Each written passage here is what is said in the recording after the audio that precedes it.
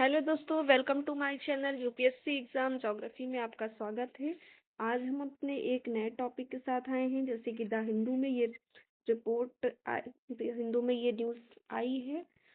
Population in Andaman Nicobar and Lakshadweep sets to rise. ठीक, तो हम अब आज अपने इस वीडियो को इसी टॉपिक पे हम बात करेंगे। दोस्तों, जैसे हुआ ये है कि अंतर्राष्ट्रीय विस्थापन और विकास संस्थान एवं पॉपुलेशन फाउंडेशन ऑफ इंडिया की रिपोर्ट आई है।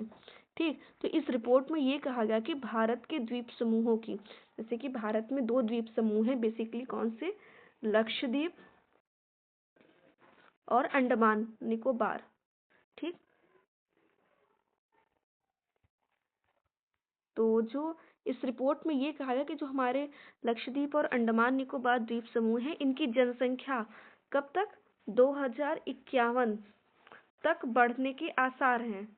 ठीक दोस्तों, मैं पहले बता दे रही हूँ, ये इस रिपोर्ट में अनुमान लगाया गया है। ठीक है, कोई निश्चित तौर पे नहीं है कि यह बढ़ेगा ही या घटेगा ही। ठीक, तो ये एक अनुमान लगाया है गया है, जो कि सत्य भी हो सकता है और नहीं भी हो सकता। ये उस टाइम पीरियड पे डिपेंड करता है वहाँ, और ऑन द क्लाइमेट एंड हमारे जो भी डिजास्टर आएंगे या फिर नहीं आएंगे, जो भी होगा वो उस पर डिपेंड करेगा। ठीक है, तो 2016 में क्या हुआ था कि 2016 की रिपोर्ट के अनुसार है कि लक्षद्वीप की जनसंख्या कितनी थी?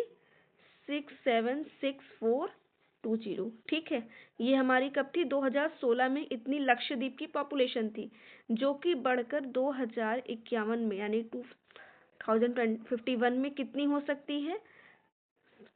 74,194 होने की संभावना व्यक्त की गई है। और यही अंडमान निकोबार के साथ क्या क्या है कि 2016 में कितनी थी अंडमान की?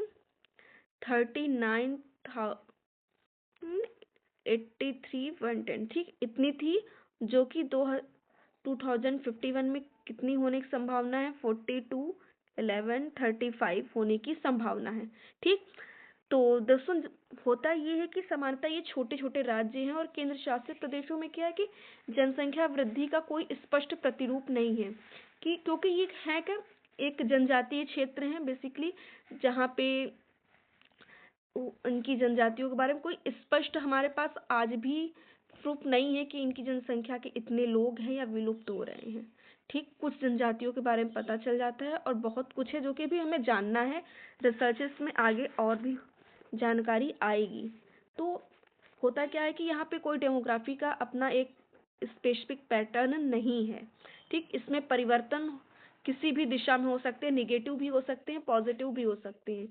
लेकिन जिस रिपोर्ट लेकिन जो ये रिपोर्ट आई है अंतर्राष्ट्रीय विस्थापन और विकास संस्थान एवं पॉपुलेशन फाउंडेशन ऑफ इंडिया की, तो ये रिपोर्ट को एक अनुमान हम मान सकते हैं कि हाँ, ये सही हो सकती है, क्योंकि बेसिकली इसे मैथमेटिक डाटाबेस का यूज़ किया गया है।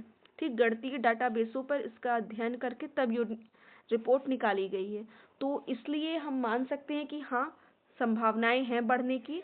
और अच्छी बात है, यदि संभावनाएं बढ़ती तो हम बेसिकली जो एक सेंसिटिव हमारे जनजातीय समूह हैं, उनकी जनसंख्या में वृद्धि होगी, तो वो अपने आप को और प्रोटेक्ट के साथ आगे बढ़ाएंगे भी। तो ये एक सकारात्मक कदम भी हो सकता है। तो देखते हैं दोस्तों आगे क्या होता है 2015 तक, 15 तक क्या रिपोर्ट धनात्मक रूप से यानी पॉजिटिव इफेक्ट आता है या निगेटिव आता है। सो लेट्स सी आगे क्या होता है। ओके, थैंक यू दोस्तों।